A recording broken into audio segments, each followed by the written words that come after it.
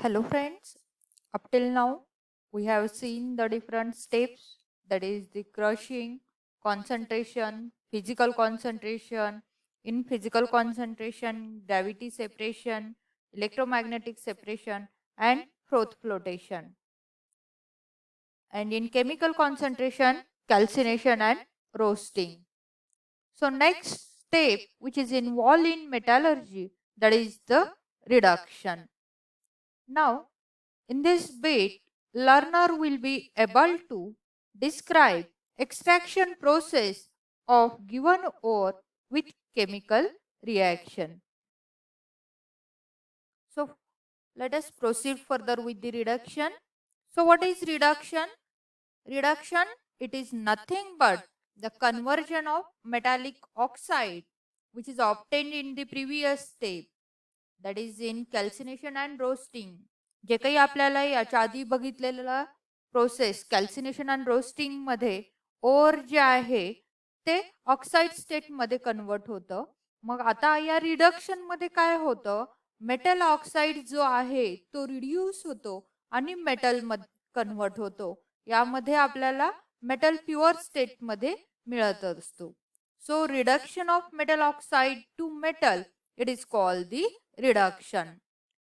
Now, so here we are going to discuss reduction of hematite ore is carried out by smelting method. Already we have seen reduction, it is carried out by the three method. One is smelting, aluminothermic process and electrolytic reduction. Here for the reduction of hematite ore, smelting method is used. So three methods where three different reducing agents are used. For smelting process, coke is used as a reducing agent. Now see the smelting process which is carried out in the blast furnace. Already we have seen its construction and working during the types of furnace. So see here, smelting process is nothing but heating the charge in blast furnace at high temperature. Simply you can call it as smelting is nothing but melting of ore. So here what is charge? Charge, it is nothing but ore plus reducing agent plus flux. It is called the charge. See again, ore, reducing agent plus flux. It is called the charge. So charge is a mixture of ore, coke and flux in the ratio 8:4:1 for the reduction of hematite ore. So haematite ओरचं जर तुम्हाला reduction करायचं असेल तर चार्जचं proportion काय असायला हवं, 8:4:1. Next is see what is or. कुठला or घेणार आहोत आपण, रोस्टेड ओर घेणार आहोत. कशासाठी, काय आहे ते, तर त्यापासून आपल्याला आयर्न मिळणार आहे. नेक्स्ट कोक. कोक हा फ्युएल म्हणून पण ऍक्ट होणार आहे आणि रिड्युसिंग एजंट म्हणून पण. कारण ब्लास्ट फर्नेस हा कुठल्या प्रकारचा फर्नेस आहे, it is combustion type or electric type, it is combustion type. So which fuel is used, coke is used as a fuel. Now limestone it acts as a flux and forms the slag. So working of the blast furnace बघू, ते blast furnace कसं work करतं ते आपण बघूयात. मागं आपण blast फर्नेसची जी diagram बघितली होती ती जर आठवत असेल, try to remember that, otherwise I will show you again. See this is the blast furnace. हे आहे ब्लास्ट फर्नेस. इथून जो मगाशी तुम्हाला चार्ज सांगितला तो चार्ज इथून आपण इथं फेड करणार आहोत या थ्रोट मध्ये, where double cup and cone arrangement is present to prevent the escaping out of this hot gases. इथून तो वर आल्यानंतर इथून हॉट ब्लास्ट ऑफ एअर जी आहे ती आत घेतली जाते आणि या कोक, तुमचा हेमॅटाइट ओर आणि लाईमस्टोन त्याचं प्रपोर्शन जे आहे ते 8:4:1 मिक्स करून यामध्ये आपण आत घेणार आहोत. सो या ब्लास्ट फर्नेसचं वर्किंग कसं आहे ते आपण बघूया. For the reduction of haematite ore blast furnace मध्ये कॅरी केलं जातं, जिथे आपण कुठला रिड्युसिंग एजंट वापरणार आहोत. Coke is used as a reducing agent. Now see the working. बघा, मगाशी सांगितलं तुम्हाला hot blast of air is introduce from the tuyeres. Tuyeres म्हणजे काय? हर्टच्या वर जी पाईपलाईन दिसते तुम्हाला, तिथून आपण hot blast of dry air आतमध्ये फर्नेस मध्ये घेणार आहोत. आणि चार्ज कुठून फेड केला जातो? तर वरून throat, where cup and cone arrangement is there near the wire.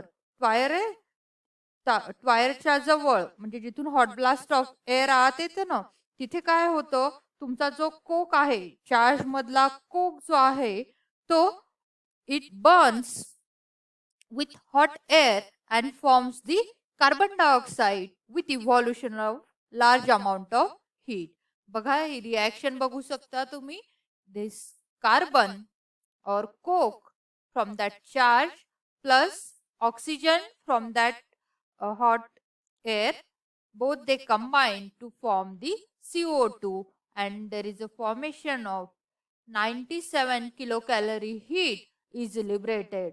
As here plus sign is there, means this is exothermic reaction. Okay, कुठे फॉर्म होतं हे CO2?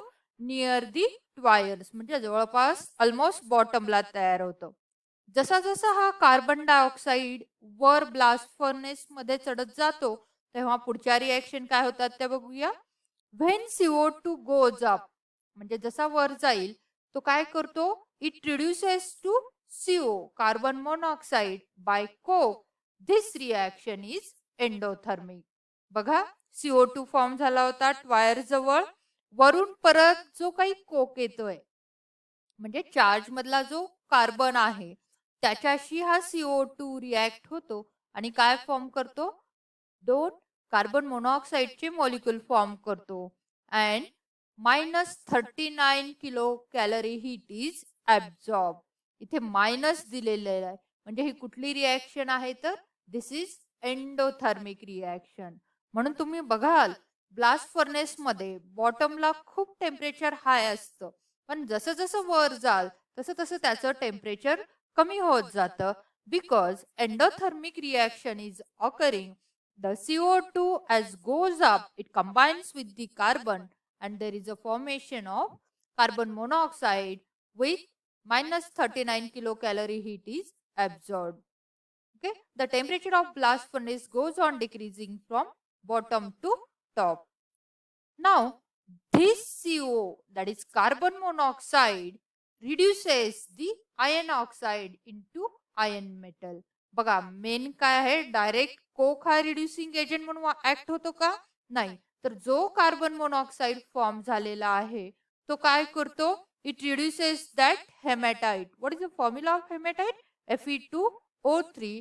It combines with 3 carbon monoxide molecule and there is free iron is obtained plus 3 CO2 molecules are formed. This molten iron from blast furnace is collected in the mold and on solidification form pig iron or cast iron. मागं तुम्हाला मी दाखवलं होतं हदला 2 opening आहेत, एक बॉटमला आणि एक जी आहे ती टॉपला. टॉपला जी असते त्यातून आपण स्लॅग रिमूव्ह करत असतो, तर जी बॉटमला आहे तिथून आपण मोल्टन मेटल, जे मोल्टन मेटल आपल्याला ब्लास्ट फर्नेस मधून मिळते त्याला आपण काय म्हणणार आहोत?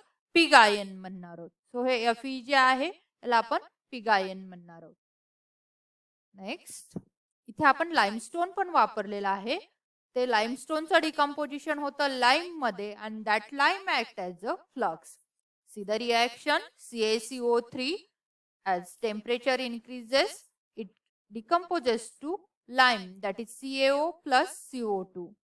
This flux, मग हा जो आहे हा फ्लक्स म्हणून ऍक्ट होतो आणि गँग सिलिकाची जी इम्प्युरिटी आहे ते काय फॉर्म करते? तर स्लॅग.